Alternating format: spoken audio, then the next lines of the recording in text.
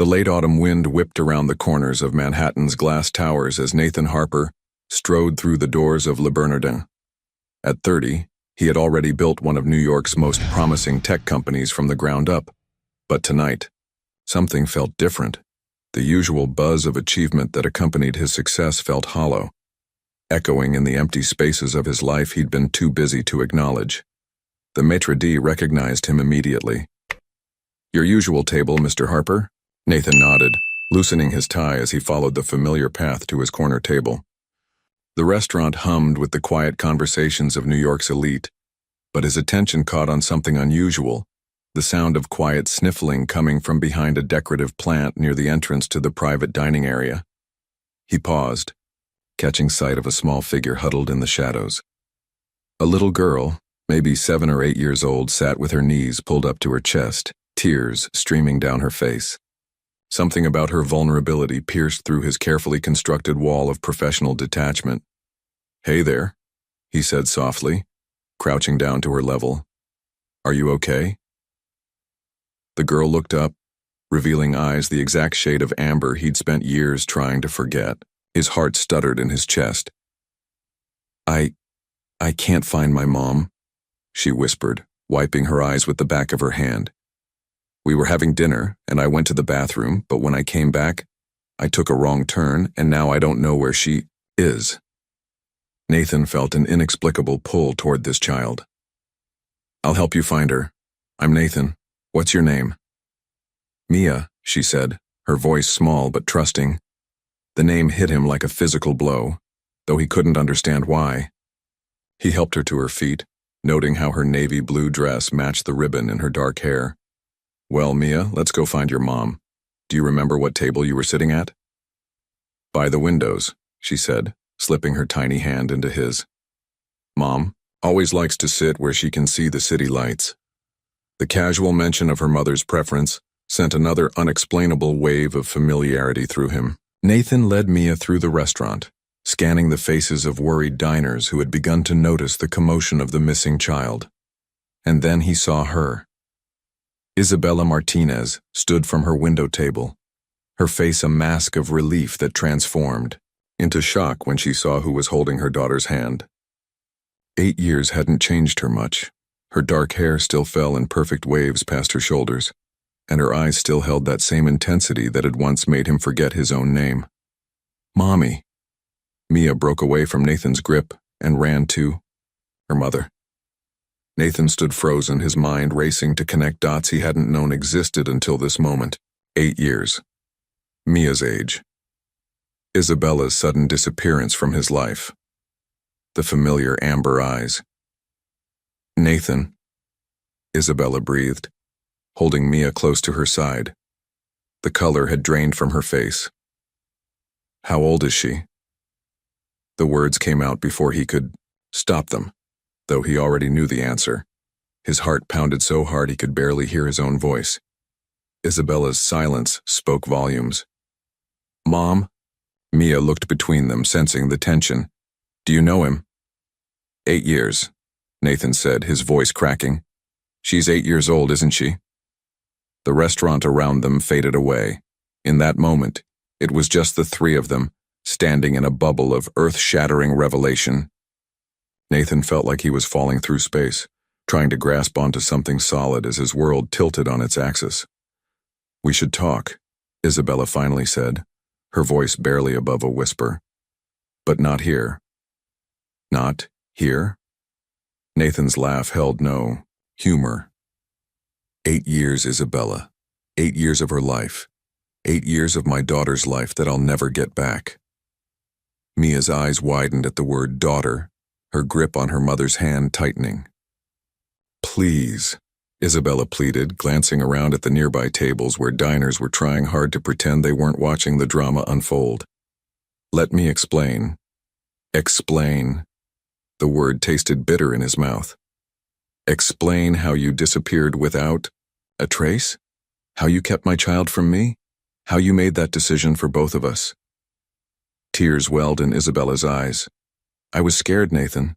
I was 22, and you were just starting your company. You said yourself that children weren't part of your plan, not then. I didn't didn't want to be the one who derailed your dreams. That wasn't your choice to make. His voice rose slightly before he caught himself, conscious of Mia's presence. The little girl, his daughter, watched him with those familiar amber eyes, and he felt his anger crack, revealing the pain underneath. "Mr. Harper?" The maître appeared at his elbow. "Is everything all right?" Nathan took a deep breath, straightening his shoulders. "Everything's fine. Could you have my driver bring the car around? And please add Ms. Martinez's bill to my account." Isabella started to protest, but Nathan cut her off with a look. "We're going to talk, Isabella. Tonight.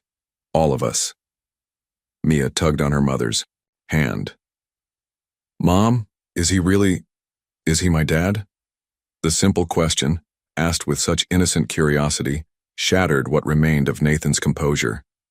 He looked at his daughter, and saw 8 years of missed first steps, first words, first days of school. 8 years of bedtime stories he never got to read, of scraped knees he never got to bandage, of Christmas mornings he never got to witness. "Yes, sweetheart," Isabella said softly, running a hand over Mia's dark hair. "He is." Nathan watched as Mia processed this information, her face scrunching in concentration. She looked so much like Isabella when she thought hard about something, but he could see himself in the set of her jaw, the shape of her nose. "I always wondered about you," Mia said suddenly, looking directly at Nathan. "Mom has a picture of you in her drawer. Sometimes I look at it when she's not home." Isabella's sharp intake of breath told Nathan this was news to her too. The revelation that his daughter had been curious about him, had secretly looked at his picture, created a new ache in his chest. "Mr. Harper, your car is ready," the maître d' announced discreetly. Nathan nodded, then turned back to Isabella and Mia. "We can go to my place. It's not far from here." Isabella hesitated for a moment, before nodding. As they walked toward the exit, Nathan felt the weight of 8 years pressing down on his shoulders. 8 years of memories he would never have. 8 years of fatherhood stolen from him. But as Mia slipped her small hand back into his, looking up at him with trust and curiosity, he felt something else too. Hope. Hope that maybe, just maybe, it wasn't too late to be the father she deserved. The New York night enveloped them as they stepped outside, the city lights twinkling like stars against the dark sky. In the back of his mind, Nathan remembered all, the nights he'd spent in his office building his empire, never knowing that somewhere out there his daughter was growing up without him. Never again, he promised silently, squeezing Mia's hand gently. Never again would he miss a single moment of her life. The elevator ride to Nathan's penthouse felt eternal. Mia stood between them, her small hand still clutching Nathan's while her other hand held firmly to Isabella's. The gravity of the situation hung heavy in the confined space, punctuated only by the soft ding of passing floors. "You live in the sky," Mia whispered, pressing her face against the glass wall of the elevator as they ascended. Her breath fogged the pristine surface, and for a moment Nathan saw his building through her eyes, a towering giant reaching into the clouds. "Mia, don't smudge the glass," Isabella said automatically, then caught herself, as if realizing she had no right to impose rules in Nathan's space. "It's okay," Nathan said softly, surprising himself. "I do the same thing sometimes." The small confession earned him a bright smile from Mia, and his heart clenched. How many smiles had he missed? The elevator opened directly into his penthouse, and Nathan watched as Mia's eyes widened at the sight. The space, usually a testament to modern luxury and minimalist design, suddenly felt cold and unwelcoming through the lens of an 8-year-old girl. No toys scattered about, no children's books on the shelves, no evidence that a child had ever been welcomed here. "Would you like some hot chocolate?" he asked Mia, desperate to make his home feel warmer. "I make it from scratch." "Really?"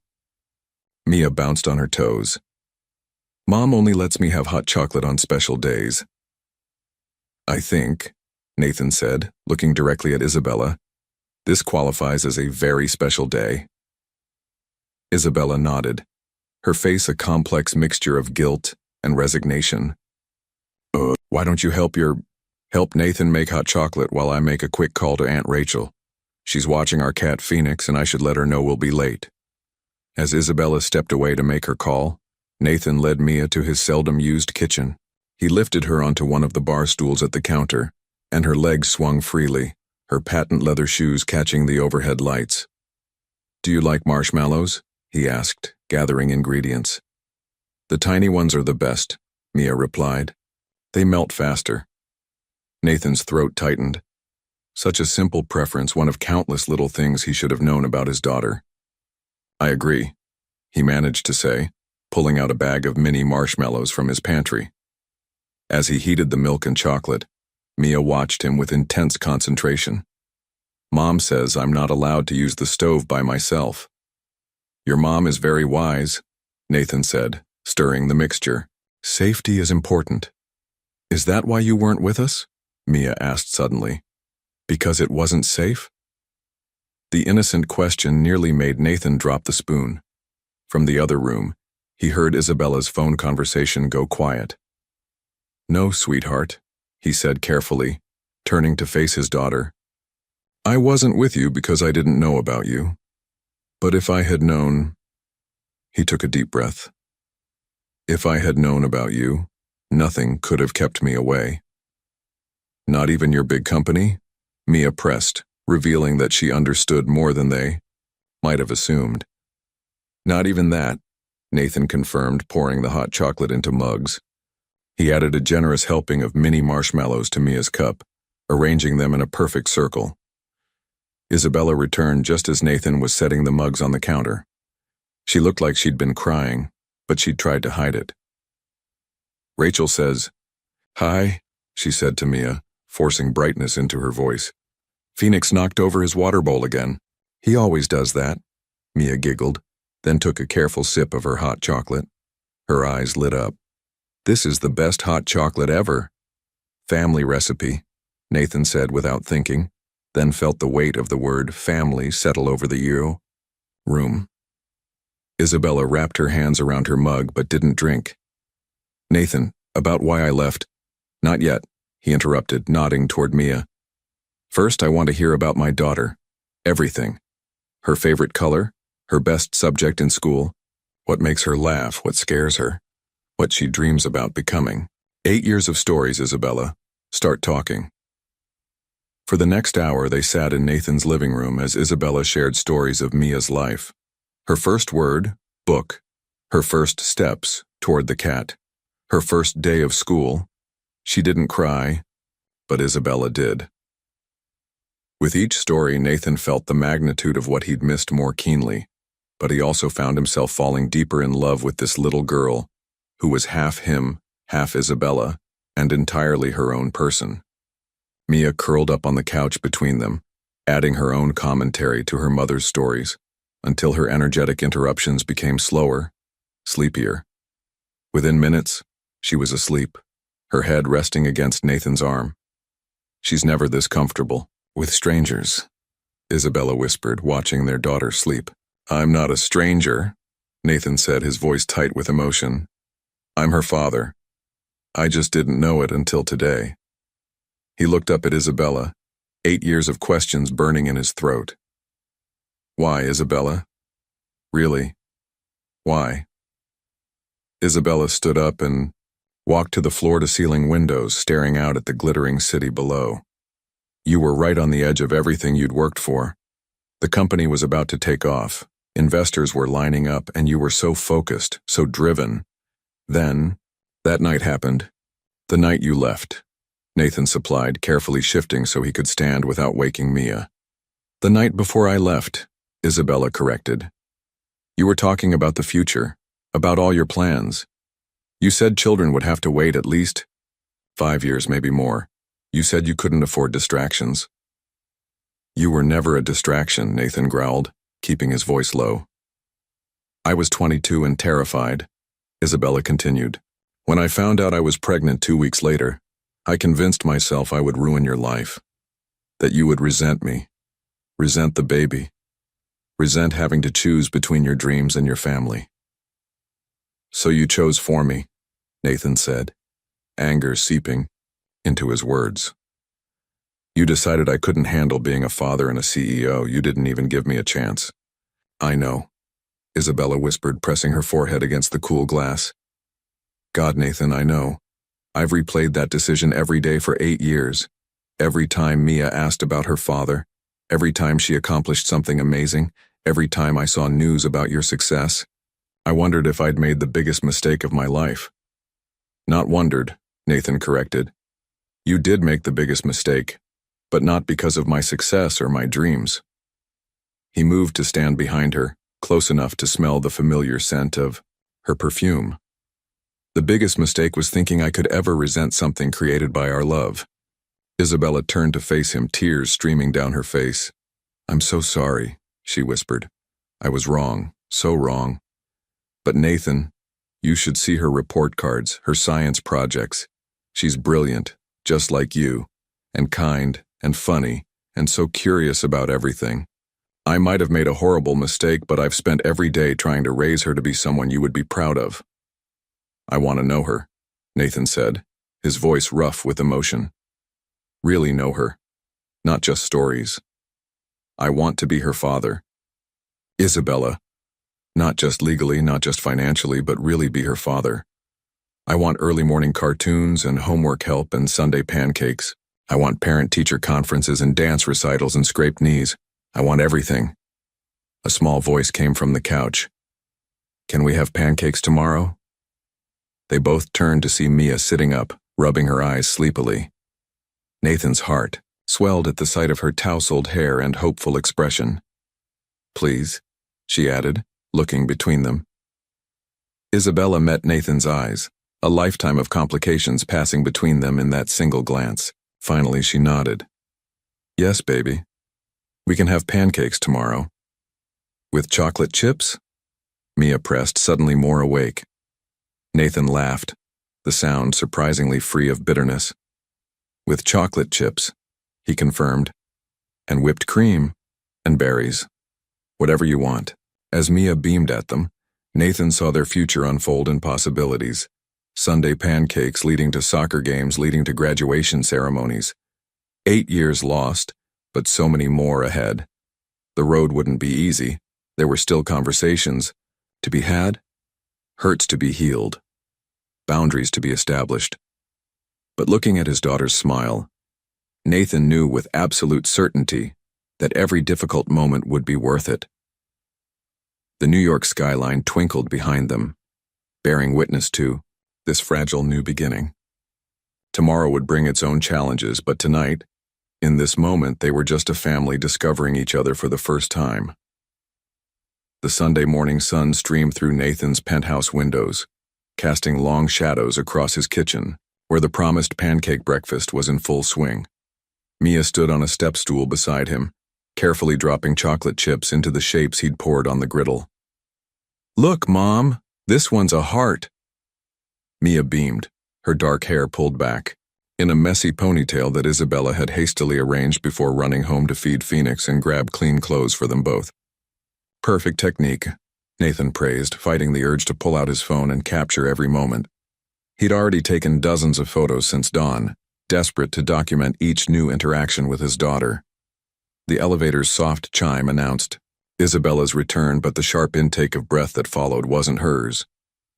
Nathan Alexander Harper, why aren't you answering your phone? I've been... Catherine Harper's voice cut off abruptly as she rounded the corner into the kitchen. Her perfectly manicured hand flew to her throat as she took in the scene before her. Her son in weekend clothes making pancakes with a little girl who could have stepped straight out of his own childhood photos. Grandma? Mia asked innocently, looking from Nathan to Catherine. Is she my grandma? The spatula clattered from Nathan's hand to the counter. Mother, I can explain. Isabella Martinez, Catherine breathed, ignoring her son as Isabella emerged from behind her in the hallway. 8 years and here you are in my son's kitchen with... Her voice trembled as she looked at Mia again. Mrs. Harper, Isabella started, but Catherine held up a hand. How old are you, sweetheart? Catherine asked Mia directly, her voice gentler than Nathan had heard it in years. 8, Mia answered proudly. I'll be 9 in March. Catherine's knees seemed to buckle. Nathan rushed forward to help her to a bar stool, but she waved him off, her eyes never leaving Mia's face. March, Catherine repeated. March 15th? Isabella nodded silently. My grandson Oliver was born on March 15th, Catherine said, her voice tight with emotion. He died 3 days later. I always believed that date meant something. That somewhere out there, as she pressed her hand to her mouth, tears spilling onto her cheeks. Mom, Nathan said softly. This is Mia, your granddaughter. I like making pancakes, Mia offered, clearly uncertain about the emotional atmosphere but wanting to help. Would you like one? We made them in shapes. A laugh burst through Catherine's tears. I taught your father to make shaped pancakes when he was just about your age. She turned to Isabella, her expression hardening. You denied me this. 8 years. Of birthdays, of Christmases, of everything. The pancakes are burning, Mia announced, breaking the tension. Nathan quickly turned back to the griddle, rescuing what he could while trying to process this new layer of complexity. His mother had always been a force of nature, and he'd known she would be devastated by the news. But seeing her actual reaction, watching her meet her granddaughter for the first time, made his heart ache in new ways. I think, Isabella said carefully, that Mia and I should give you and Nathan some time to talk. No. Catherine's response was immediate. No more separation. No more secrets. We're going to sit down as a family and have breakfast, and then we're going to have a very long conversation about the future. She stood up, straightening her designer blazer. But first I'm going to help my granddaughter make proper heart-shaped pancakes. For the next hour, they existed in a strange bubble of domestic harmony. Catherine showed Mia how to swirl the batter just so, sharing stories of Nathan's childhood, attempts at pancake artistry. Isabella sat quietly at the counter, answering Mia's questions but otherwise keeping her distance from Catherine's barely contained emotions. Nathan watched it all, feeling like he was seeing his life through a kaleidoscope, familiar pieces rearranging themselves into entirely new patterns. His mother, usually so focused on social status and corporate success, was teaching Mia how to make whipped cream from scratch. His daughter, who hadn't existed in his world 48 hours ago, was calling him Dad with increasing confidence. And Isabella, the woman he'd never truly gotten over, was right there, close enough to touch but separated by 8 years of choices and consequences. After breakfast, Catherine insisted on showing Mia the rooftop garden. Your father helped design it, she told her granddaughter. He has quite a green thumb, though he pretends the gardeners do all the work. As they watched Mia explore the garden with Catherine, Isabella turned to Nathan. I should have known she would show up. Sunday brunch, Nathan explained. It's been our tradition since Dad died. I missed it last week because of meetings in Silicon Valley, so she was probably worried when I didn't answer her calls this morning. He ran a hand through his hair. I should have called her last night, but I was overwhelmed, Isabella supplied. Nathan, I know you must hate me for what I did, but please don't let that affect Mia's relationship with your mother. Catherine clearly wants to be part of her life, and Mia, she's never had a grandmother. My parents died before she was born, and I don't hate you, Nathan interrupted, his voice low and intense. I'm angry. I'm hurt. I'm struggling to understand how the woman I loved, the woman I thought I knew better than anyone, could keep this secret for so long. But I don't hate you, Isabella. I don't think I could ever hate you. Before Isabella could respond, Mia's delighted squeal drew their attention. Catherine had found the hidden fountain that Nathan had installed last spring, and Mia was watching, in wonder as the water danced in patterns. She does that little hop when she's excited, Nathan observed, just like you used to do. Isabella smiled despite herself. But she bites her lip when she's thinking hard, just like you. And she has your focus. When she's interested in something, the whole world disappears. Tell me about her first word again, Nathan requested softly. I want to hear every detail. As Isabella began to speak, Catherine's voice rang out across the garden. Isabella Martinez, we need to discuss Mia's trust fund immediately. Nathan's father set aside money for all future grandchildren before he passed, and this child has 8 years of compound interest to catch up on. Mother, Nathan warned, but Catherine was already pulling out her phone. I'm calling Gerard at the bank right now, and then we need to discuss schools. Please tell me she's not in public school? No granddaughter of mine. Mom! Nathan's sharp tone made everyone freeze. Mia is enrolled in one of the best charter schools in the city. Isabella has done an amazing job with her education. Please just take a breath. Catherine looked like she wanted to argue, but then Mia tugged on her sleeve. Can you show me how to make the fountain do that pattern again? Just like that, Catherine's business persona melted away. Of course, sweetheart, you see this panel here? Your father installed it himself. Nathan felt Isabella relax slightly beside him. She's going to be impossible to deal with, isn't she? Oh, you have no idea, Nathan chuckled. But she'll love Mia fiercely. And at least now you won't have to handle all the parent-teacher conferences alone. About that, Isabella said hesitantly, we need to talk about how this is going to work. Custody arrangements, schedules, responsibilities. Later, Nathan said, watching as his mother taught his daughter the fountain's control system. Right. Now I just want to remember this moment. Our daughter, learning about water pressure from her grandmother, in a garden I built, thinking I'd never have a family to share it with. Isabella touched his arm gently. I'm so sorry, Nathan. I know. I keep saying it, but I am. I thought I was protecting everyone, but I was just afraid. Afraid of losing my independence, afraid of resenting you, afraid of you resenting me. I let fear make my decisions, and I robbed all of us of so much time. We can't get those years back, Nathan said, covering her hand with his own. But we can make sure we don't waste any more time. Mia deserves to have all of us, wholly, completely, without reservation. As if hearing her name, Mia looked over at them and waved. The morning sun caught her smile, and for a moment, Nathan saw the future reflected in it. Family dinners, and holiday celebrations, school plays and graduation ceremonies, a lifetime of moments yet to come. The past might have been lost, but the future was full of possibilities. Monday morning hit Nathan like a cold shower. After the emotional whirlwind of the weekend, walking into TechVision's gleaming headquarters felt surreal. The familiar buzz of his tech empire seemed somehow hollow now, knowing what he'd been missing all these years. Mr. Harper, the board, is waiting in the conference room, his assistant Olivia Chen reported as she fell into step beside him. And Mr. Rodriguez from Silicon Valley Ventures has called 3 times already this morning. Nathan nodded, his mind still on the goodbye he'd shared with Mia an hour ago.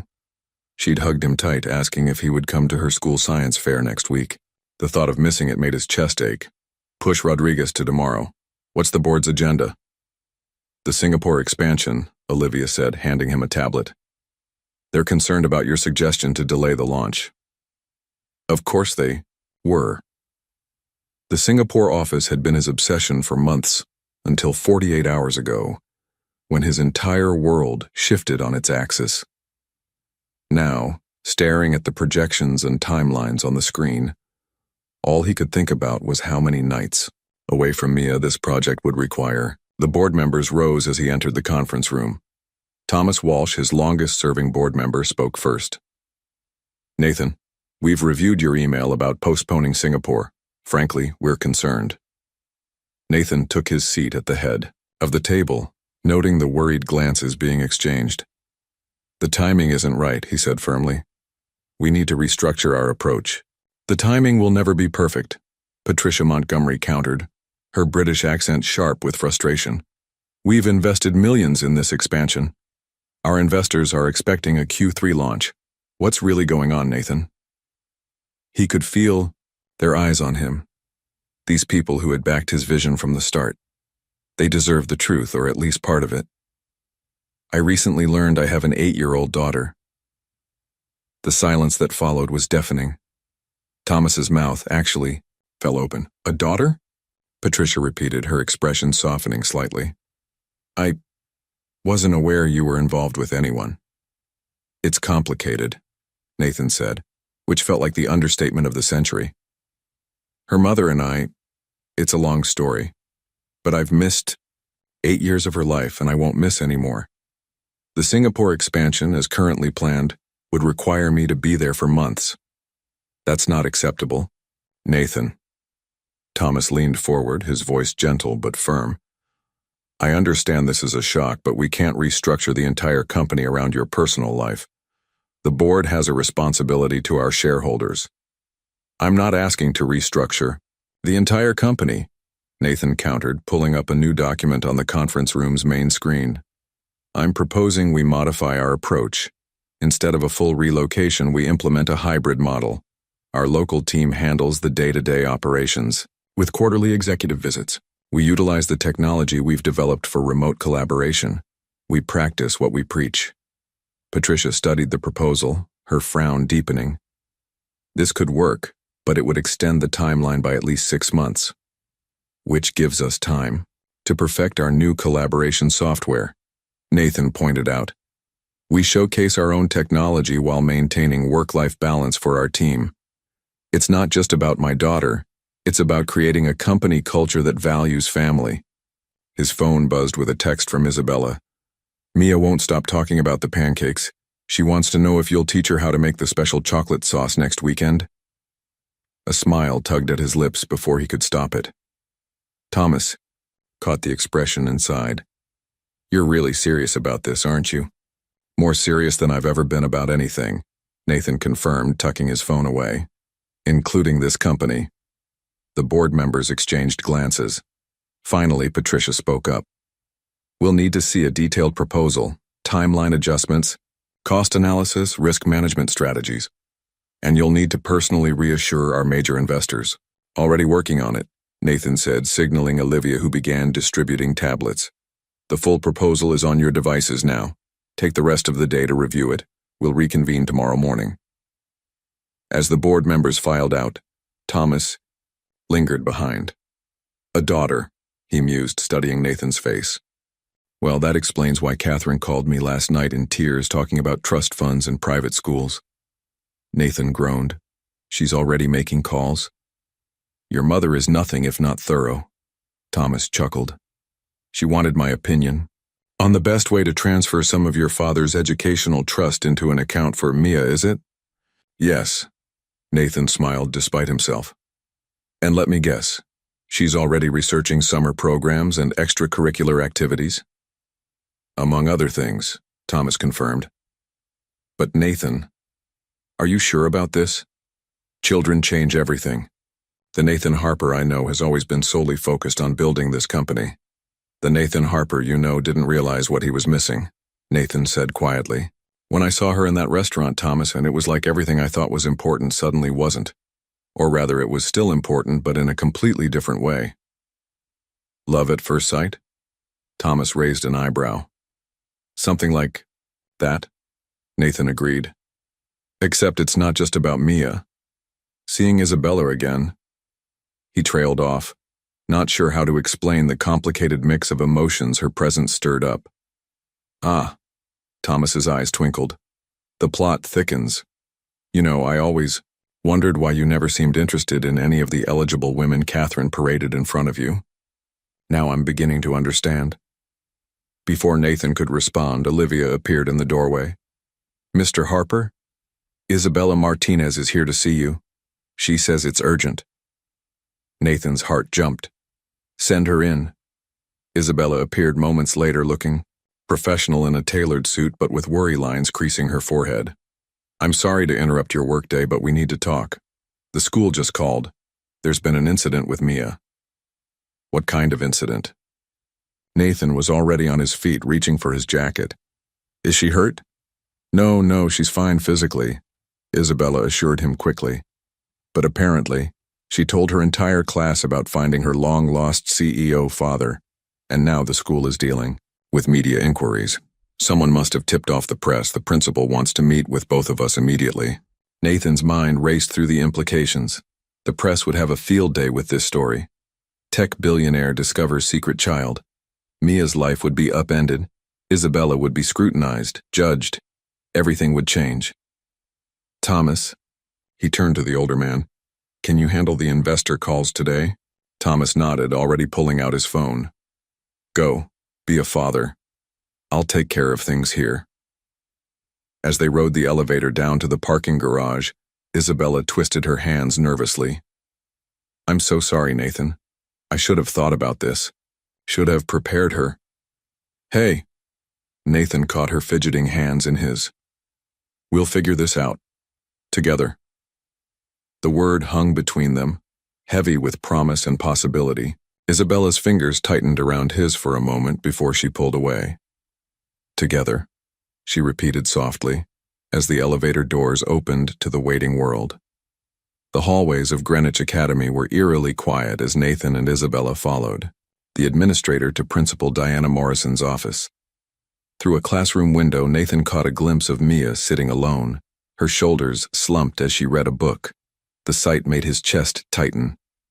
Mr. Harper, Ms. Martinez. Principal. Morrison greeted them, her expression grave. Please sit down. We have a situation that requires immediate attention. Nathan noted the open laptop on her desk, displaying several news websites. The headlines made his blood run cold. Tech billionaire's secret love child discovered. Tech Vision. CEO's hidden heir revealed. 8-year cover-up. Nathan Harper's unknown daughter. Vultures, Isabella whispered, her face pale. They're already spinning it. Mia shared her discovery with her classmates during morning circle time, Principal Morrison explained. Children being children, they told their parents. One parent happens to be a reporter for the New York Post. How is she? Nathan demanded. Mia, is she okay? The principal's expression softened. She's confused. Some of the children asked rather insensitive questions about why her father didn't want her before. We've removed her from class for now, but we need a plan moving forward. Nathan's hands clenched into fists. I need to see her. Of course, Principal Morrison nodded. But first, we should discuss security measures. We've already had 3 photographers try to get onto school grounds. I'll have my security team here within the hour, Nathan said, pulling out his phone. And my PR department can help draft a statement for the school. Nathan, Isabella interrupted, touching his arm. Before we do anything else, we need to talk to our daughter. She needs to understand what's happening. Our daughter. The word sent a warm current through his chest, even in the midst of this crisis. You're right. Principal Morrison, where is she? The library. Mrs. Chen is with her. Nathan and Isabella found Mia curled up in a window seat, clutching a worn copy of A Wrinkle in Time. When she saw them, her lower lip trembled. I'm sorry, she said immediately. I just wanted to tell my friends about my dad.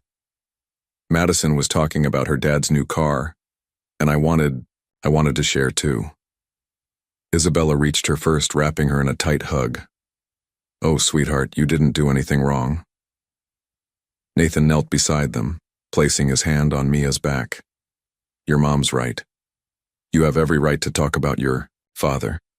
I'm proud to be your dad, and I want the whole world to know it. Mia lifted her tear-stained face. But why are there photographers? Casey said they were trying to take her picture when her mom dropped her off, just because she's in my class. Because some people think our story is interesting, Nathan explained carefully. Remember how I told you I run a big company? Well, sometimes people like to write news stories about business leaders. But this isn't about business, Mia protested. This is about our family. Our family. There it was again, that phrase that made everything else seem insignificant. Nathan shared a look with Isabella over Mia's head. You're right, Isabella said softly. This is about our family, and we're going to protect it. She smoothed Mia's hair back from her face. How would you feel about taking a little break from school, just until things calm down? But the science fair is next week. Mia's eyes widened in panic. I've been working on my project about butterfly migration for months. You'll present it, Nathan assured her quickly. We'll make sure of it. But for now, Maybe you could work on it from home, or... He hesitated, glancing at Isabella. From my place. The building has excellent security and there's plenty of room to spread out your project materials. Isabella bit her lip, considering. That might be best. My apartment building isn't equipped to handle media attention. We could both stay. The words tumbled out before Nathan could stop them. The penthouse has 4 bedrooms.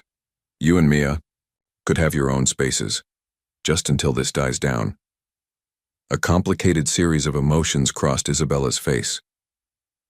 Nathan. Please, Mom. Mia looked up hopefully. Dad's place has that awesome garden on the roof. I could study real butterfly patterns up there. Dad's place. Nathan's heart did a backflip. Isabella's resistance crumbled visibly. We'll need to pick up some things from home. And Phoenix. The penthouse is pet-friendly, Nathan said quickly. And I'll send someone to pack whatever you need. I can help pack. Mia perked up. I know exactly which books I want to bring. And Phoenix's favorite toys. And maybe my telescope? Dad, do you think we could stargaze from the roof?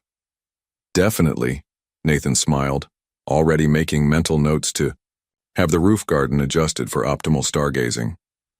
We can set up a whole observation area. A knock at the door interrupted their planning. Principal Morrison entered with a concerned expression. I hate to interrupt, but the media presence outside is growing.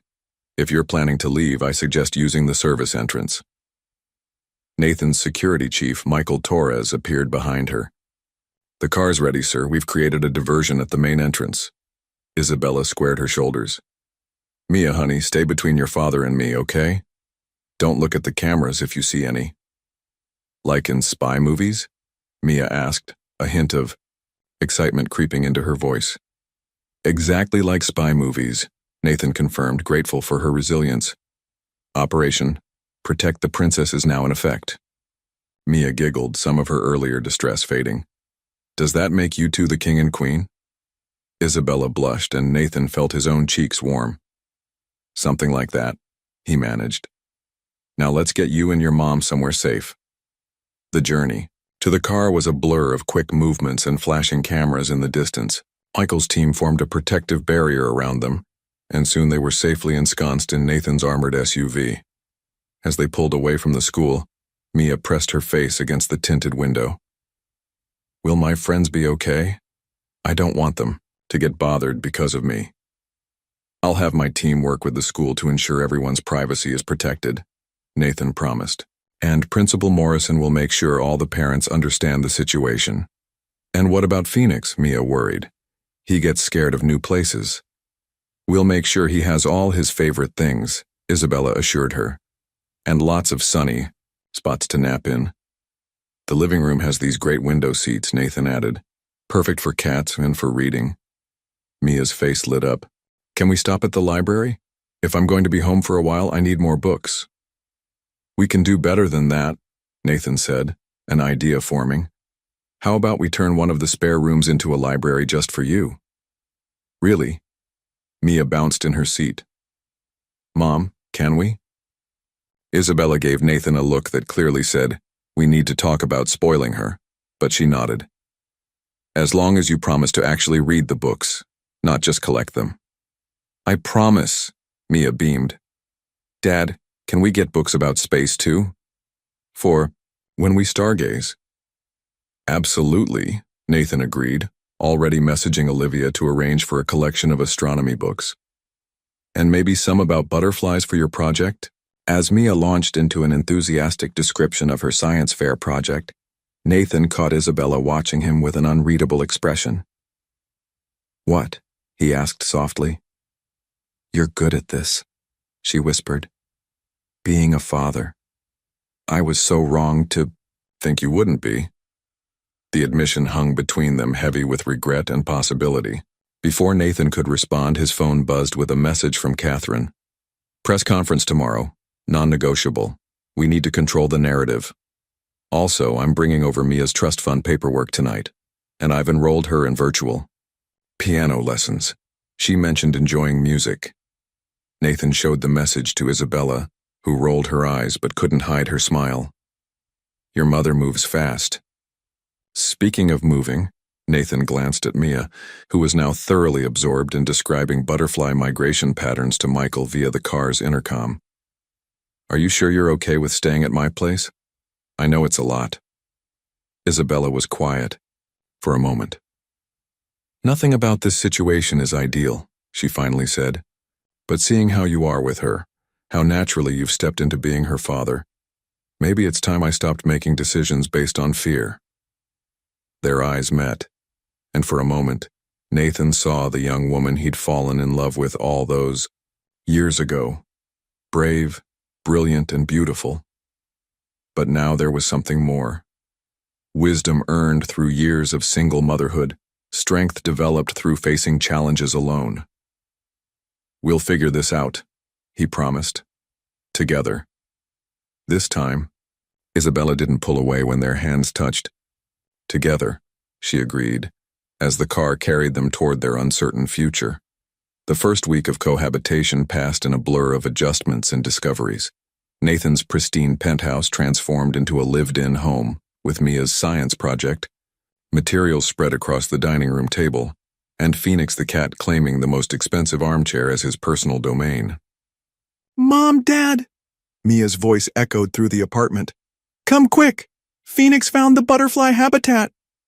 Nathan looked up from his laptop where he'd been reviewing press statements, sharing an alarmed glance with Isabella. They found Mia in her newly created library, where Phoenix sat regally beside the mesh enclosure housing her chrysalises, watching them with feline intensity. He won't hurt them, Mia assured them confidently. He's just being a scientific observer, like me. Isabella relaxed visibly, but Nathan noticed the dark circles under her eyes. The media frenzy hadn't died down. If anything, it had intensified. Yesterday's headlines had questioned Isabella's motives, suggesting she'd orchestrated the whole revelation for financial gain. How about some lunch? Nathan suggested, trying to distract both mother and daughter. We could test out that new pizza oven on the roof.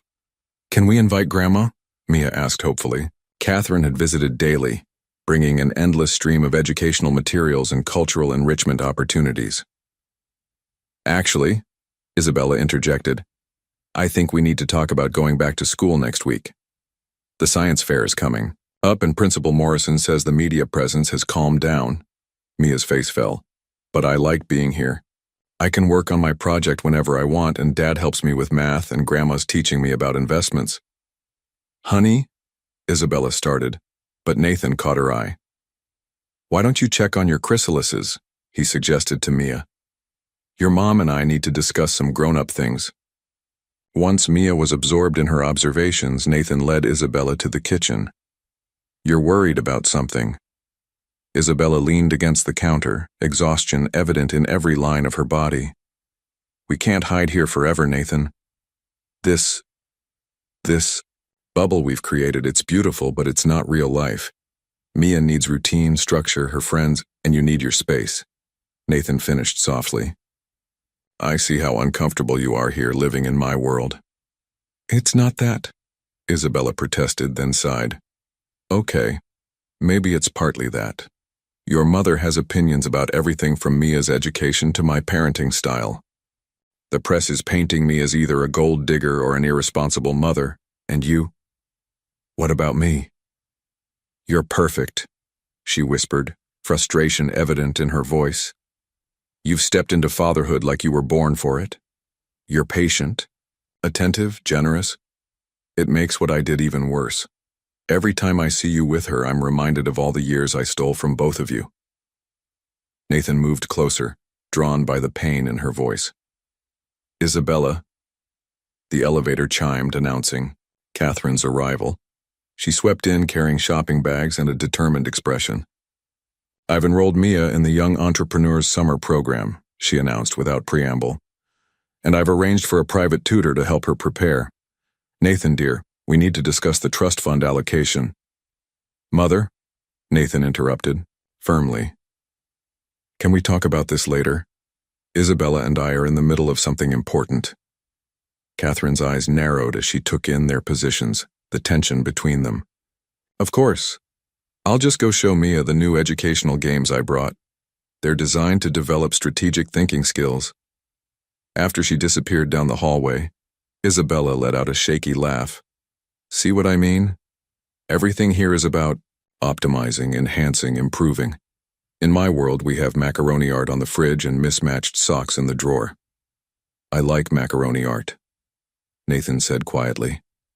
And I haven't coordinated my socks since I found out about Mia.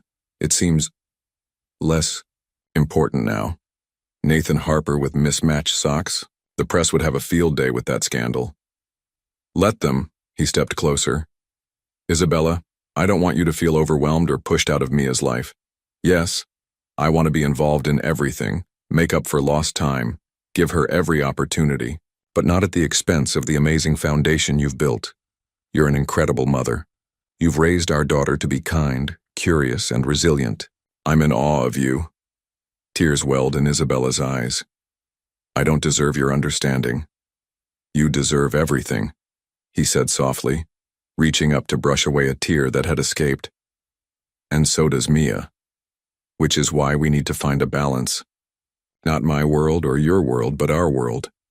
Together.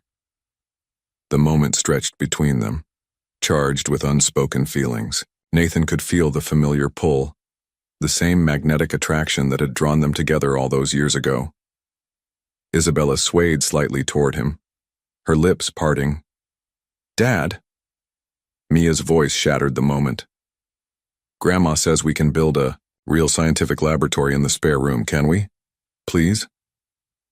Isabella stepped back, clearing her throat. We should probably...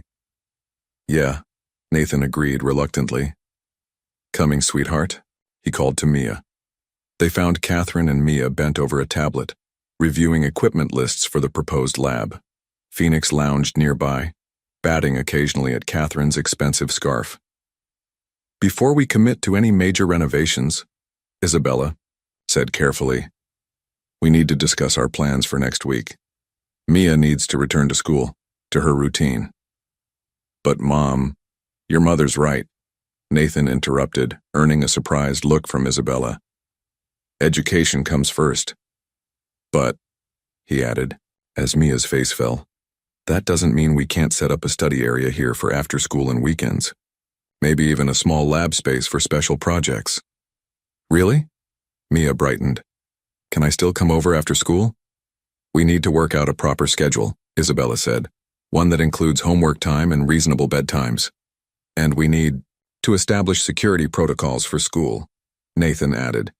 Michael will coordinate with Principal Morrison. Catherine cleared her throat. I suppose this means you'll be returning to your apartment, Isabella? The question hung heavy in the air. Nathan felt his chest tighten at the thought of empty rooms and quiet mornings. We'll figure out the details, he said before Isabella could respond. The important thing is creating stability for Mia. I can be stable in two places, Mia offered. Like a butterfly that migrates between summer and winter homes. That's actually part of my science project. How creatures adapt to different environments while maintaining their essential nature. Nathan and Isabella exchanged glances, both struck by their daughter's insight. When did you get so wise? Isabella asked, pulling Mia into a hug. Must be all those investment lessons from Grandma, Mia giggled. Later that night, after Mia was asleep and Catherine had finally gone home, Nathan found Isabella on the roof garden. She stood at the railing, looking out over the city lights. I've been thinking, she said without turning around. About what? Mia said.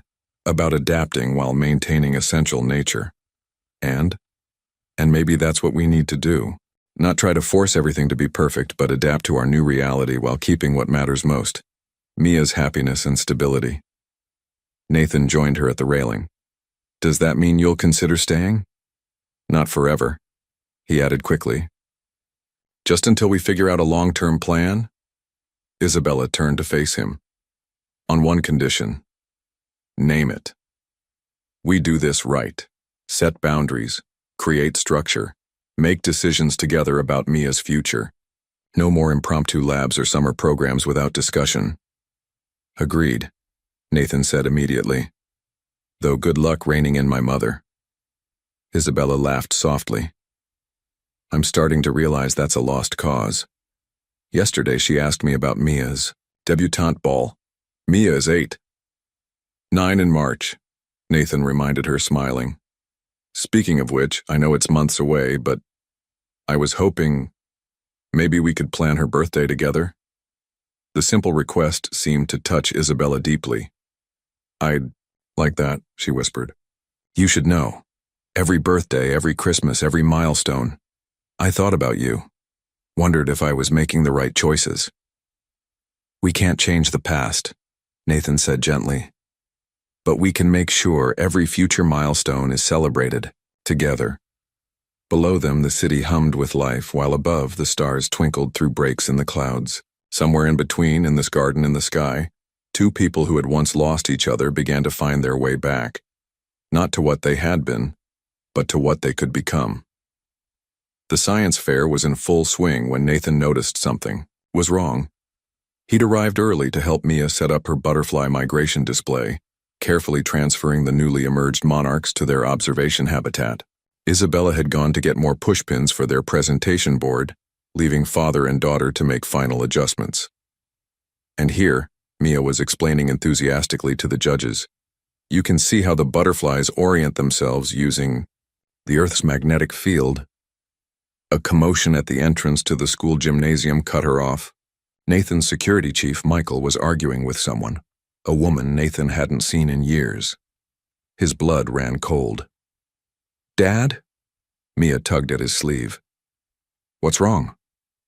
Before he could respond, Victoria Reynolds, his ex-fiancée from 3 years, Ago, pushed past Michael and strode toward them. Her designer heels clicked against the gymnasium floor, drawing every eye in the room.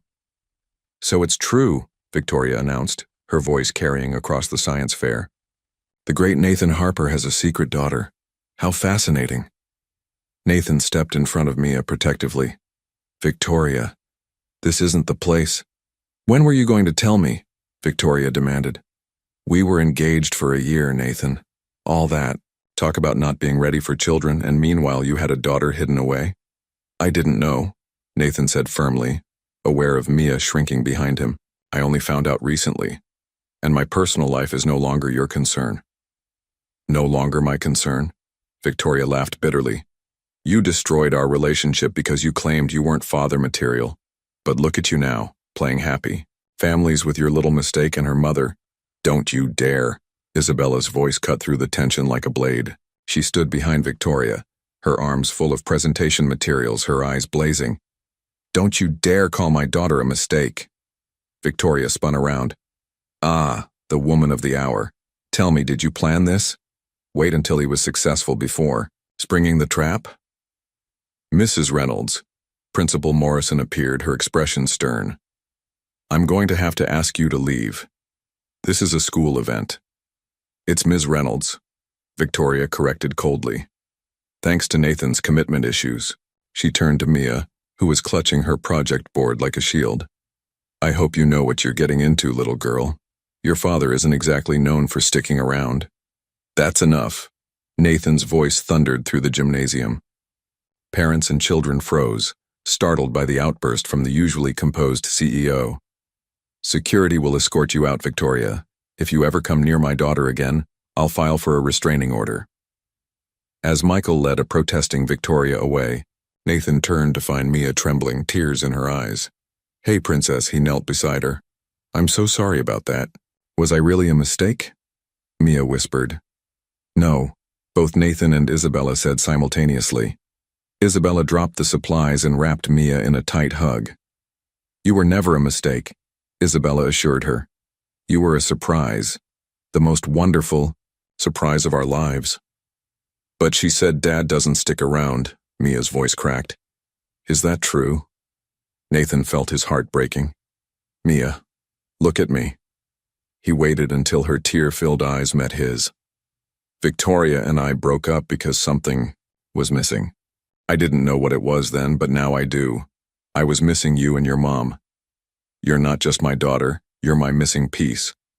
I'm never going anywhere, Princess. Never. Principal Morrison cleared her throat gently. The judges are ready to continue if Mia feels up to it. Mia wiped her eyes, straightening her shoulders in a way that reminded Nathan so much of Isabella. I want to finish. My butterflies didn't let bad weather stop their migration, and I won't let this stop me. Pride swelled in Nathan's chest as Mia resumed her presentation, explaining the complex patterns of butterfly navigation with renewed determination. Isabella stood beside him, their shoulders touching slightly. She gets that strength from you, he murmured. She gets it from both of us, Isabella replied softly. But Nathan, Victoria wasn't entirely wrong. You did have commitment issues. I had emptiness issues, he corrected. I was trying to fill a void I didn't understand. Nothing felt right because nothing was you. Isabella's breath caught, but before she could respond, applause erupted around them. The judges were shaking Mia's hand, and her face glowed with achievement. First place in the environmental science category, Principal Morrison announced, proudly. And an invitation to the state competition next month. Mia launched herself into their arms and they caught her together, forming a family embrace that felt so natural it made Nathan's chest ache. Can we celebrate with ice cream? Mia asked. All of us together? Actually, Catherine's voice rang out as she approached, somehow having materialized at the perfect moment. I've arranged a small celebration at Le Bernardin, the same table where you all found each other. Isabella tensed slightly. That's very thoughtful, Catherine, but maybe something simpler. I want to go, Mia interrupted. It's like completing a migration cycle, returning to where we started but different now. That's what my project was about. Nathan couldn't help but laugh. She's got us there. Our daughter, the scientist. Our daughter, the philosopher, Isabella added, relaxing slightly. As they gathered their things, Nathan noticed Victoria's outburst had attracted media attention. Photographers had gathered outside the school gates. Michael, he called his security chief over, we'll need the secondary exit strategy. Already in place, sir, and Michael hesitated. Ms. Reynolds has been added to the security watch list. It appears she tipped off several media outlets about her intention to confront you today. Nathan felt Isabella stiffen beside him. She planned this? Used our daughter's science fair as a publicity stunt? Dad? Mia's voice was small. Are we still going to celebrate? You bet we are, Princess, Nathan assured her, making a decision. In fact, I have an idea.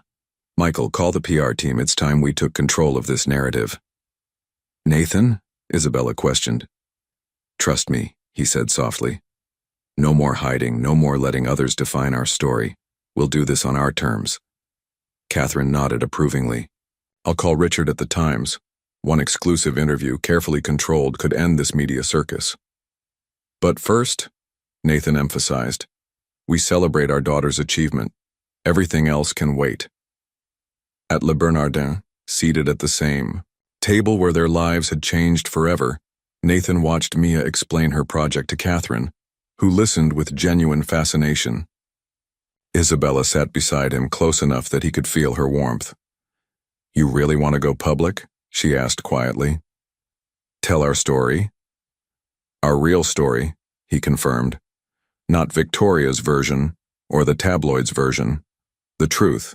About two people who loved each other, lost each other, and found their way back together through the amazing little girl they created. Found their way back together? Isabella repeated, a question in her voice. Nathan turned to face her fully. I never stopped loving you, Isabella. Even when I was with Victoria, even when I threw myself into work, there was always this emptiness, this sense that my real life was happening somewhere else. Now I know why. Nathan, Isabella's voice wavered. We can't just pick up where we left off. Too much has happened. I don't want to pick up where we left off, he said earnestly. I want to start something new, something better, something that includes morning science experiments and butterfly migrations, and a daughter who sees the world in patterns we never imagined. I'm scared, Isabella admitted. Scared of trusting this, scared of losing it all again. Mom, Dad, Mia called out. Grandma says my project could qualify for a national science scholarship. Can we start planning the next phase of research? Nathan squeezed Isabella's hand under the table. We're all scared sometimes. But look what happens when we face our fears. Butterflies emerge, families reunite, and little girls win science fairs. Isabella's fingers interlaced with his, and this time she didn't pull away. Above them, the same chandelier that had witnessed their reunion sparkled like stars, while outside the New York sky painted itself in sunset colors. And at their table, a family continued its own remarkable migration, not from one place to another, but from what was to what could be. The New York Times interview was set for 10 a.m., but Nathan had been awake since dawn, standing in his home office and staring at the framed photo from Mia's science fair victory. His daughter beamed at the camera, flanked by her parents, her project board proudly displaying her findings on butterfly migration patterns. Can't sleep either? Isabella's voice came from the doorway. She wore one of his company hoodies over her pajamas, looking both out of place and perfectly at home. Just thinking, he replied, touching the frame gently. Are we doing the right thing, going public with our story? Isabella joined him by the window, where the sunrise painted Manhattan in shades of gold. Victoria's appearance at the science fair is trending on social media.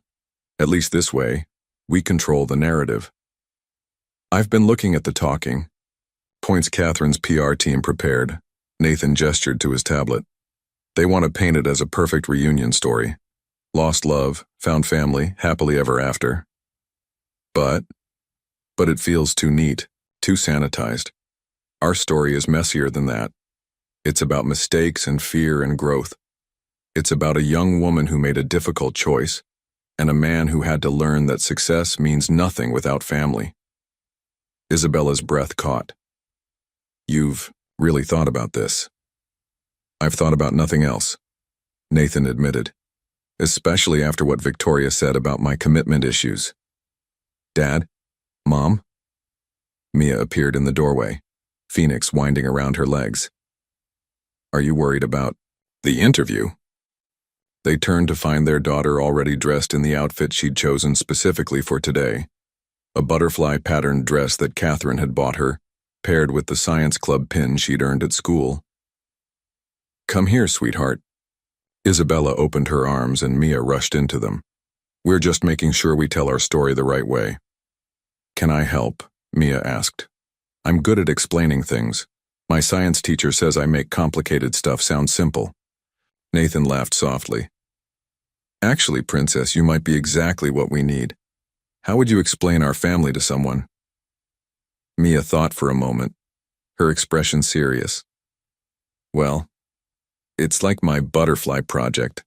Sometimes butterflies get blown off course during migration, and they have to find new paths, but they always know where home is, even if they've never been there before.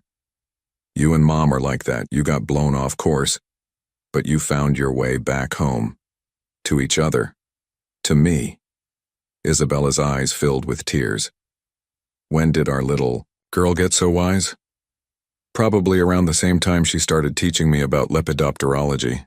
Nathan smiled, using the scientific term for butterfly study that Mia had drilled into him. A knock at the door interrupted their moment. Catherine entered, already immaculately dressed, followed by Thomas Walsh from the board. The Times reporter will be here in an hour, Catherine announced. Isabella, dear, I've brought some outfit. Options. Mom, Nathan interrupted. We're doing this our way, no staged photos, no scripted answers. Just our family telling our truth. Catherine opened her mouth to protest, but Thomas laid a hand on her arm. He's right, Catherine. The public can spot artifice, but this? He gestured to the three of them, still in their morning clothes, Mia's butterfly dress adding a pop of color. This is real. But the shareholders will appreciate authenticity, Thomas finished. Nathan's not just a CEO anymore. He's a father who's found his child. That's a story people understand. The next hour passed in a whirlwind of preparation. Despite Catherine's protests, Isabella kept Nathan's hoodie on over a simple white blouse and jeans. Nathan remained in his casual weekend clothes, though he did concede to running a comb, through his hair. Mia set up her butterfly habitat in the living room, insisting it was an important part of their story. The reporter Claire Richardson arrived precisely at 10 a.m. She was younger than Nathan expected, with kind eyes and a notebook rather than a recording device. "I prefer to write things by hand," she explained. "Helps me capture the feeling, not just the facts." They settled in the living room, where morning light streamed through the windows and Phoenix had claimed his usual spot on the expensive armchair. "So," Claire began, "let's start at the beginning. The night you found each other at Le Bernardin." Nathan and Isabella shared a glance, but it was Mia who spoke first. "Actually," she said confidently, "the story starts before that. It starts with two people who loved each other but got scared. Like my butterflies when there's a storm. Sometimes they have to wait it out before they can fly again." Claire's pencil moved across her notebook. "That's a beautiful metaphor, Mia. Would you tell me more about your butterflies?" As Mia launched into an explanation of her science fair project, Nathan watched the reporter's expression soften. She wasn't just getting a story, she was witnessing a family. "Mr. Harper," Claire turned to him, "there's been speculation about why Ms. Martinez kept Mia's existence from you. Some have suggested financial motives." "The truth is simpler," Nathan said, reaching for Isabella's hand. "And more complicated. We were young, ambitious, scared. Isabella made a choice that she thought would protect everyone. Was it the right choice? No. But the wrong choice made for the right reasons is something we all understand. I thought I was protecting his dreams," Isabella added softly. "Instead, I was standing in the way of his greatest dream, being a father." "And now?" Claire asked. "After Victoria Reynolds's public accusations about commitment issues?" Nathan felt Mia tense beside him. "Victoria got one thing right," he said carefully. "I did have trouble committing. Because somewhere inside I knew I was missing something vital. Now I know what that was. I was missing my family. Even if that family includes a cat who sheds on designer furniture?" Claire smiled, noting Phoenix's dominion over the armchair. "Especially then," Nathan laughed. "I've learned that real luxury isn't about pristine spaces or perfect order. It's about butterfly habitats in the living room and science experiments at the dinner table. It's about hearing your child's laughter echo through rooms that used to be too quiet." "And the business side?" Claire pressed. "How has this affected Tech Vision?" "We're restructuring some operations," Nathan explained. "Creating more flexible work arrangements, better parental leave policies. Having Mia has shown me that success isn't just about profit margins. It's about building a company that values family life." "Speaking of family," Catherine interjected smoothly, "we're establishing a STEM scholarship foundation in Mia's name, inspired by her science fair success." Mia's eyes widened. "Really? Can it help other kids study butterflies?" "It can help kids study anything they're passionate about," Nathan confirmed, making a mental note to discuss this new development with Isabella later. The interview continued for another hour, flowing naturally between serious topics and lighter moments like Mia demonstrating her butterfly habitat and Phoenix attempting to participate in every photo. After Claire left, promising to send them an advance copy of the article, Isabella turned to Nathan. "A scholarship foundation? Mother's idea," he admitted. "But a good one, I think, turning this media attention into something positive. Like how butterflies help pollinate flowers while they're migrating," Mia added, "making good things happen on their journey." Isabella shook her head, smiling. "Everything comes back to butterflies with you, doesn't it?" "Well," Mia said, seriously, "butterflies are pretty amazing. They start as one thing and become something totally different, but they're still themselves. Like us, we're becoming a new kind of family, but we're still us." Nathan pulled both of them into a hug, breathing in the scent of Isabella's shampoo and Mia's butterfly-patterned dress. "When did we get lucky enough to have such a smart daughter?" "March 15th, Isabella whispered against his chest. "The day everything changed." "The day everything began," Nathan corrected softly. even if we didn't know it then. Above them, through the penthouse windows, a monarch butterfly floated past on the morning breeze, its wings catching the sunlight like stained glass. Mia gasped in delight. And in that perfect moment, Nathan knew with absolute certainty that no business success, no wealth, no achievement could ever compare to the simple joy of standing in his living room, holding his family, watching a butterfly dance across the Manhattan sky. The New York Times article changed everything and nothing at once. The public's fascination with their story shifted from scandal to celebration, but Nathan found himself more preoccupied with a different kind of change. Isabella and Mia were moving back to their apartment next week. "Dad, you're not focusing," Mia complained, waving her hand in front of his face. They sat at his home office desk, surrounded by papers covered in calculations and butterfly migration patterns. The state science competition was approaching, and Mia had expanded her research to include climate change impacts on migration routes. "Sorry, Princess. You were saying about the temperature variations?" "Never mind that." Mia put down her pencil. "Are you sad because we're moving back home?" Nathan's heart clenched. When had his daughter become so perceptive? "I'm going to miss having you here every day," he admitted. "But you'll still see us all the time, right? Mom said we're only 20 minutes away and you're coming to all my science club meetings and Sunday brunches with Grandma and—" "Of course," Nathan assured her quickly. "Nothing's really changing. We're just migrating to a different pattern." Mia's face lit up at his use of her favorite metaphor. "Like how butterflies have multiple roosting sites during their journey, our apartment can be one site and your penthouse can be another, and we'll float between them like—" "Are you two talking about butterflies again?" Isabella appeared in the doorway looking amused. She'd been packing up their temporary bedroom, preparing for the move that felt increasingly like an ending rather than a beginning. "Dad's worried about us leaving," Mia announced with characteristic directness. Isabella's expression softened.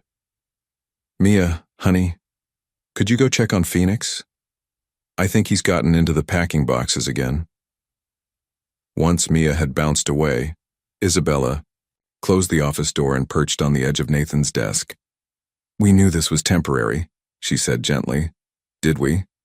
Nathan stood, unable to contain his restless energy. "Because these past weeks having you both here, it hasn't felt temporary. It's felt right. Nathan, marry me." The words hung in the air between them. Isabella's eyes widened. "What?" "Marry me," Nathan repeated, more firmly this time. "Not because of Mia, though God knows she's the best reason in the world. Not because of the press or public opinion or my mother's plans for our future. Marry me because I love you. Because I never stopped loving you. Because these weeks have shown me that my life doesn't work without you in it. Nathan, we can't just—" "Why not?" He moved closer, taking her hands in his. "Give me one reason why we can't build on what we've rediscovered. One reason that isn't fear." Isabella's fingers tightened around his. Because... She trailed off, tears gathering in her eyes. "Mom, Dad." Mia's voice carried through the door. "Phoenix found your old photo album." They found Mia in Isabella's temporary bedroom, surrounded by partially packed boxes. She held a worn leather album, its pages open to a photo of Nathan and Isabella 8 years ago, young and in love at a tech conference after party. "You look so happy," Mia observed, tracing the photo with her finger. "Like how you look now when you think nobody's watching." Isabella sank down beside their daughter, taking in the old photo. "We were very happy then." "And now?" Mia looked between them. "Are you happy now?" Nathan knelt on Mia's other side. "Happier," he said firmly, "because now we have you." "Then why are we leaving?" The simple question, asked with a child's straightforward logic, seemed to pierce straight through Isabella's carefully constructed walls. "We don't have to," she whispered, so softly Nathan almost missed it. "What?" Isabella looked up, her eyes meeting his with newfound clarity.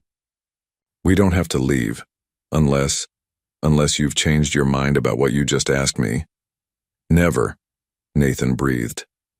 "Asked you what?" Mia demanded, looking between them. What's happening?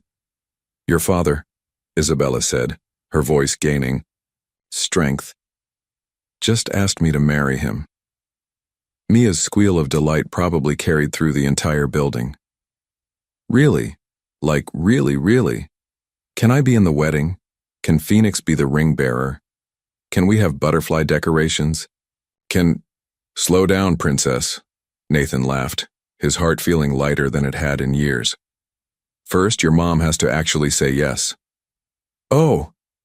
Mia turned to Isabella with wide eyes. Mom, say yes, please. We can all live here together and have pancake breakfasts every day and… Mia, Isabella interrupted gently. Could you give your father and me a moment alone?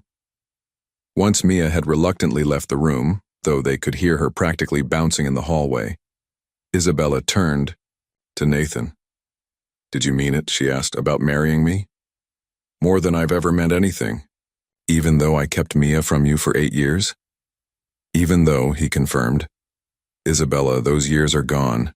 We can't get them back, but we can make sure every year from now on is filled with family and love and, apparently, butterflies.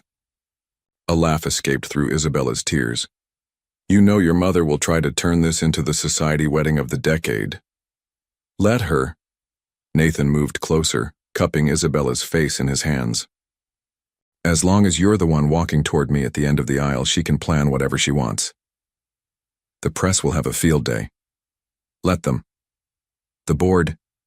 Isabella, Nathan interrupted. Stop finding reasons why we shouldn't. Give me one reason why we should. She was quiet for a moment, then said softly, because when I see you with Mia, my heart feels so full it might burst. Because watching you become the father I always knew you could be has made me fall in love with you all over again. Because every morning I wake up here, in this home we've created together, I think about how afraid I used to be of needing someone, and how now I'm only afraid of losing this feeling. Is that a yes? Nathan whispered, his heart pounding. Instead of answering, Isabella kissed him. It was soft and sweet and tasted like promise, like future, like home.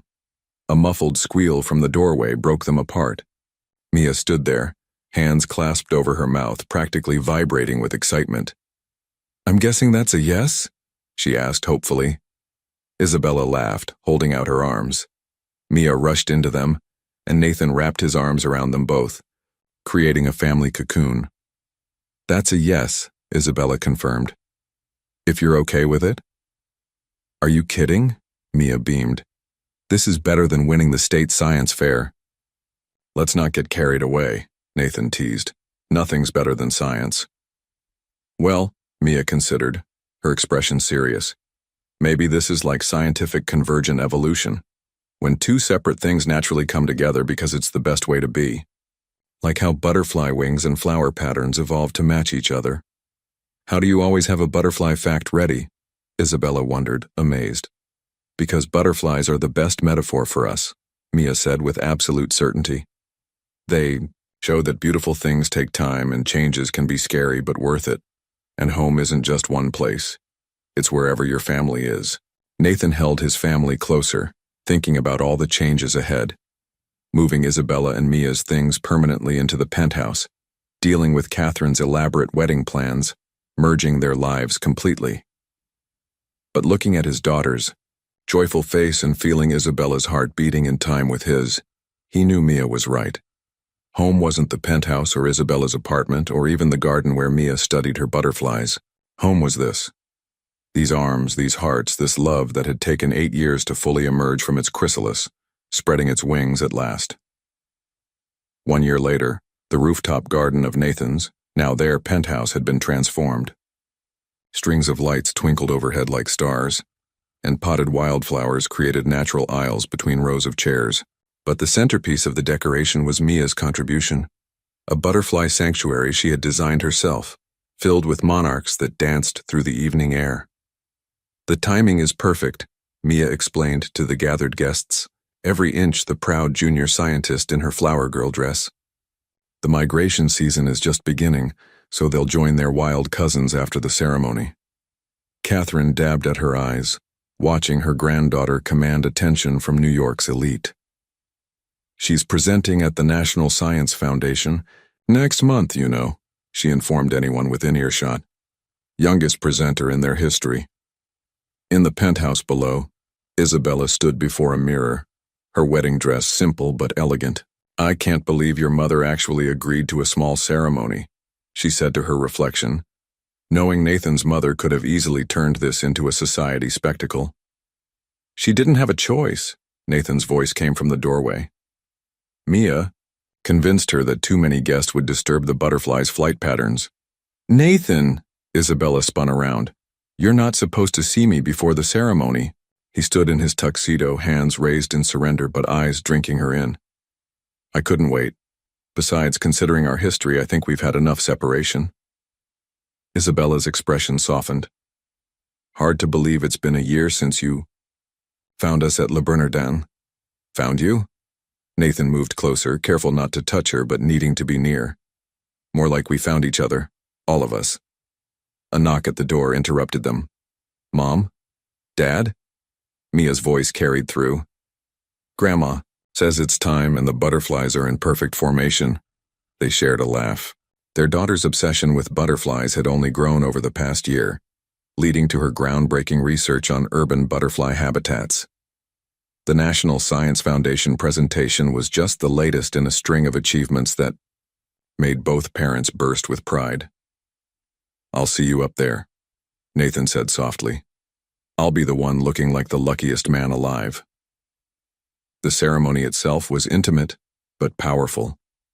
Thomas Walsh officiated, his voice carrying across the rooftop as he spoke about love that stands the test of time and separation.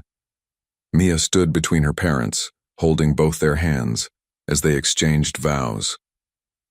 "8 years ago," Nathan began, his voice thick with emotion, "I thought I knew what success looked like. I had everything I thought I wanted, but I felt empty. Now I know why. Every achievement, every milestone meant nothing because I couldn't share it with you and our amazing daughter." Isabella squeezed Mia's hand as she delivered her own vows. "I made a choice once, born of fear and youth and misunderstanding. But love has a way of bringing us home, even when we've lost our way. You and Mia are my home, my heart, my true north. And the butterflies showed us the way," Mia added enthusiastically, making the guests laugh and breaking the tension of the emotional moment. As Thomas pronounced them husband and wife, a remarkable thing happened. The monarch butterflies, as if choreographed, took flight en masse, creating a living canopy of orange and black wings above the ceremony. "Did you plan that?" Catherine whispered to her granddaughter. "Nope," Mia beamed. "They just knew it was time, like Mom and Dad did." The reception that followed was a blend of elegant and whimsical. Classical musicians played alongside the natural symphony of the garden, and the cake featured delicate butterfly decorations that Mia had helped design. Phoenix, wearing a tiny bow tie, supervised the proceedings from his favorite perch. "The board sends their congratulations," Thomas told Nathan during the celebration. "Though I think they're more excited about the Singapore expansion's success under the new remote model than your actual wedding." "Speaking of the board," Catherine interjected, "have you told them about the STEM education initiative?" Nathan nodded, watching Mia demonstrate her butterfly tracking app to a group of fascinated guests. The app, developed by TechVision's team, based on her research, was already being used by citizen scientists across the country. "It's amazing," Isabella said, joining them. "A year ago, I was terrified of disrupting Nathan's business. Now our daughter is helping shape its future." "Our daughter," Nathan repeated, loving how natural those words felt now. "Who, by the way, has some news she's been dying to share." "Mom, Dad." Mia rushed over, her excitement palpable. "Can I tell them now?" At their nods, she turned to Catherine and Thomas. "I'm going to be a big sister. Mom and Dad said I could help design the nursery with a butterfly theme and—" "A baby?" Catherine's composure cracked completely. "When? How far along?" "We need to start planning." "Mother," Nathan interrupted gently, "maybe let us enjoy this celebration before you start planning the next one." As Catherine pulled Isabella away to discuss due dates and baby shower themes, Nathan felt a tug on his sleeve. "Dad?" Mia looked up at him seriously. "Are you happy?" Nathan knelt to her level, something he'd done countless times since that first night at Le Bernardin. "Happier than I ever dreamed possible." "Are you happy, princess?" Mia considered this, with her usual thoughtfulness. "You know how butterflies migrate thousands of miles to find the perfect spot? I think that's what our family did. We all had to travel really far through lots of hard stuff, but we found our perfect spot. Together." "When did you get so wise?" Nathan asked, pulling her into a hug. "Probably around the same time you learned all those butterfly facts to help with my research," she grinned. Later that night, as the party wound down, Nathan found Isabella at the rooftop's edge, watching the last of the monarchs join their wild cousins in the darkening sky. "No regrets?" he asked, wrapping his arms around her from behind, his hands resting protectively over her still flat stomach. "Just one," she leaned back against him. "That I didn't trust in us sooner. Think of all the moments we missed." "I don't think of them as missed moments anymore," Nathan said thoughtfully. "They're part of our migration story, as Mia would say. Every choice, every separation, every fear led us here, to this perfect moment. With a butterfly-obsessed daughter and a cat who thinks he runs the company. And a new little one on the way," Nathan added, his voice tender. "Who'll probably be explaining quantum physics by age 3 if they take after their sister." "I love you." Isabella turned in his arms. "The young you who dreamed of changing the world through technology. The you I was afraid would resent being a father. The you who found us at Le Bernardin and turned your whole life upside down without hesitation. And most of all, the you who stands here now, my husband, our children's father, the man who taught me that love isn't something to fear, it's something to fly toward." As they kissed under the stars, a single monarch butterfly, perhaps the last of Mia's charges, circled them once before joining its fellows on their great journey south. Below, the city hummed with life and possibility. Above, the stars twinkled like promises. And here, in this garden in the sky, a family that had once been separated by fear and circumstance stood united by love and understanding, ready to begin their next great adventure together. "Mom, Dad," Mia's voice carried across the rooftop. "Come quick, I think I just saw a rare species." Nathan and Isabella shared a knowing look. Some things would never change.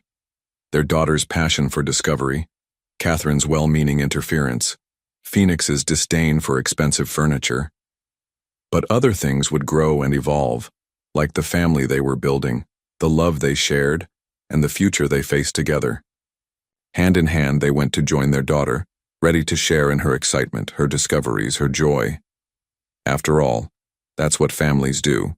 They migrate together, face storms together, and finally, gloriously, find home together.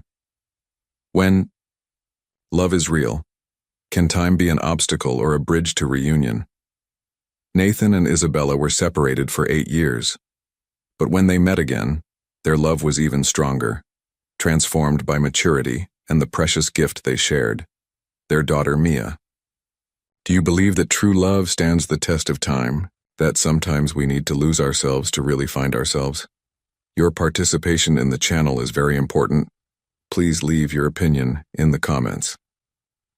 Thank you for watching. If you enjoyed the story, please subscribe to our channel and leave a comment below letting us know what you thought. Your feedback and support mean a lot to us. Stay tuned for more exciting stories.